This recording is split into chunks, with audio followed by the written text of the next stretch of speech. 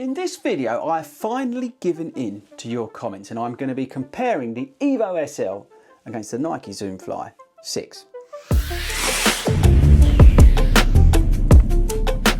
Hello everybody and welcome to 40 Runs. My name is Chris Ford and I'm a running coach who loves to make YouTube videos about running, running shoes and all other running content. So make sure you hit that subscribe button before you carry on with the rest of this video. So people, I finally bowed to your pressure. I have made a video comparing the Evo SL against the ZoomFly 6. Now I have done this because I'm fed up of replying to all your comments about the two. Now I'm joking, I love it when you get in there and comment, but I thought it was about time that I addressed the ZoomFly 6 against the Evo SL because it is a shoe versus video that you keep asking for, so here we go. So how this is going to work, we're going to briefly do stats and features on both. I'm then going to compare them. I'm going to tell you what they're good for and what they're bad for. Then I'm going to wrap it all up at the end and tell you which one I prefer and why. Now make sure you stick around to the end of the video because you may not like the outcome. So firstly, the Evo SL from Adidas. This is 130 pounds. It weighs 215 grams in my UK 9.5 and it fits true to size. We've got a full length Light Strike Pro midsole from the Adidas Pro 3. We've got a nice mesh upper,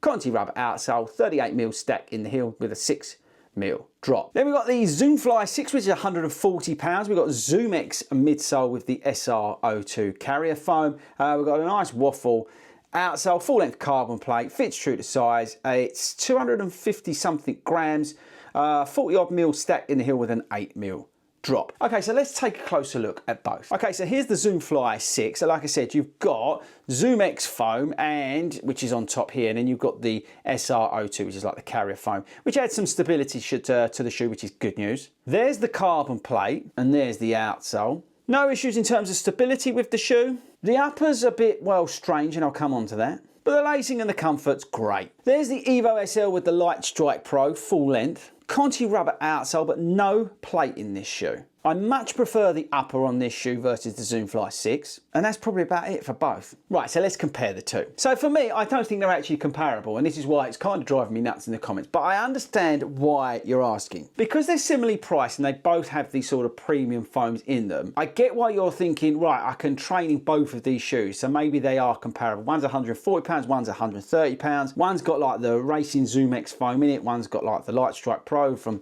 the Adidas racing shoe, so I get all that. But because this has a carbon plate in it, this is more of a super trainer, where this Evo SL, there we go, is more of an up-tempo daily trainer. And I think that's a key difference, people. You've got to remember, this does have a full-length carbon plate in it. There's absolutely no reason to stop you running a marathon in this shoe, for example. Now, if you were to run a marathon in the Evo SL, I'd write you a letter and say, congratulations, you're my hero. But the ZoomFly, you can definitely do a marathon distance in it, no problem. Half marathon distance too. You may get away with a half in the Evo SL, but it's not for me. So that's the thing, right? I don't think they're comparable because this is more of a super trainer where you can do even those like longer runs with goal pace work in it.